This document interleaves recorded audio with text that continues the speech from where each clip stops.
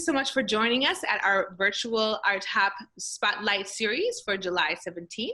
We are with Hazel James for Queer Theatre Kalamazoo. I was going to say QTK, but I'm trying to get the whole thing in there for people that don't know. And we're so excited to have her here today with us. And we're going to talk about a little bit more what's been happening with the pandemic and what kind of creative spaces that QTK has had to try to come up with. So Hazel, simply like, how are you doing right now? And when this pandemic hit, what kind of challenges have you had to face? And also, I was actually scheduled to go see the last production that you all were going to have until it got canceled because of the pandemic. So just give us a little insight of how that's all going. Well, I'm doing okay myself. I'm lucky enough to still have a job, which, of course, working from home has its own difficulties and stresses, but I'm grateful for the security and for my employer, making sure that we're all still on payroll. It's been wonderful. In terms of the organization, it's hard. Theater is such a social thing, and we really miss being able to see the volunteers and the artists who work with us, because they're really at the core of what we do, and they make everything possible. A lot of them have been with us for 5, 6, 7 years. Wow. Which is just incredible. It's obviously longer than I've even been in Kalamazoo.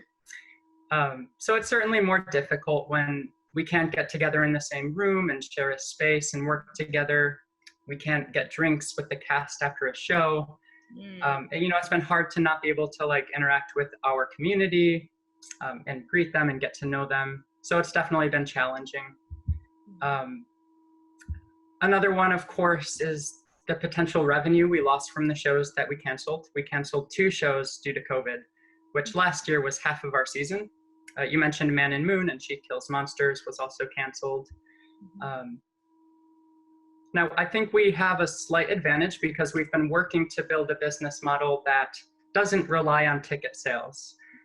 So last year we piloted this program called Name Your Price, which allowed every single person to set their own ticket price, both online and at the door.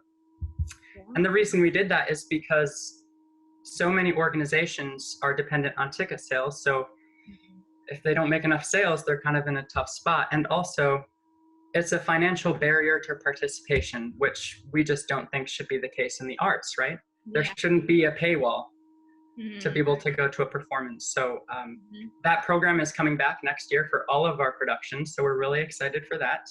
Wow. That said, it's still an early program, so we haven't, fleshed out the business model. So we were still kind of relying on 2 more shows of sales to get through the year, but we're making it work. That's fantastic. Now, Hazel, for the Name Your Price, was that a program that you said that already existed, that you all kind of adapted and brought into your company?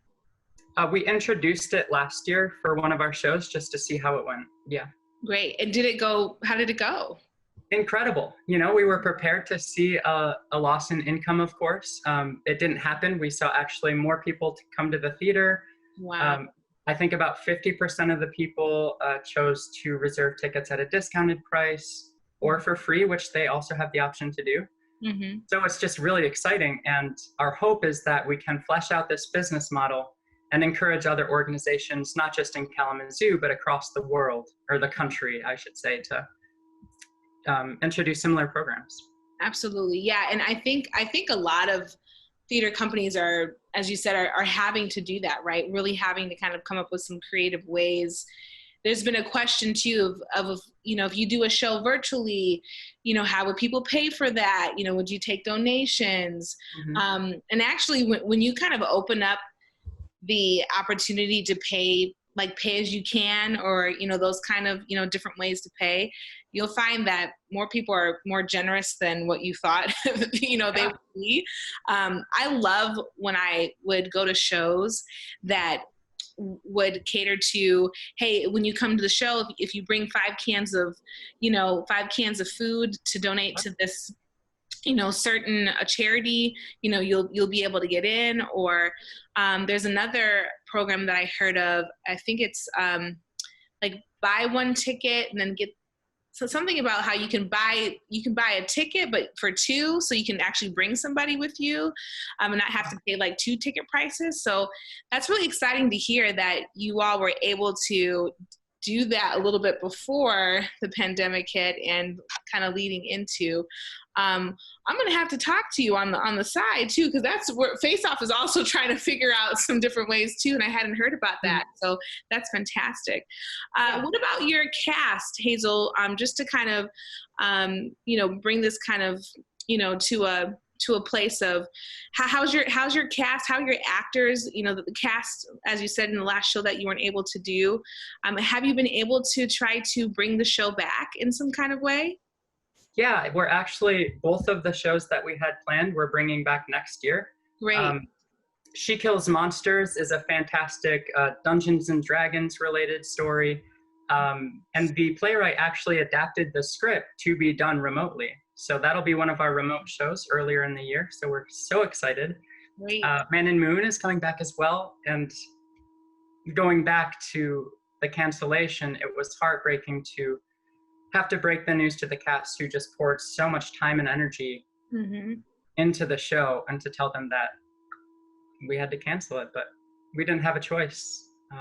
But people have been, just in general, so incredibly understanding. I mean, both at Queer Theatre and I work full time at the Symphony.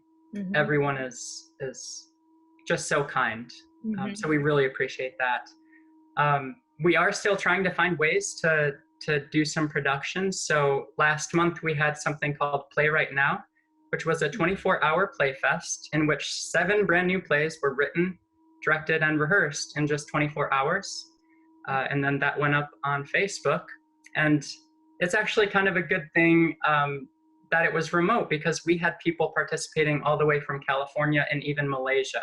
What? So it actually opens up some opportunities to bring people from around the country and the world, which was just so cool, Absolutely. That's amazing. That's amazing. And now look at all those connections that you've made for, the next things to come, so that you have more of an audience. And it's so great to be able to showcase other people's work and that material. So that's fantastic. Awesome. Thank you so much, Hazel. I'm super excited for this next conversation as we continue to roll through our Spotlight series here with Queer Theatre Kalamazoo. And we're super excited to have Hazel James with us. And we're really looking forward to having you continue to tune in to our Spotlight series, and look forward to having you back in just a few.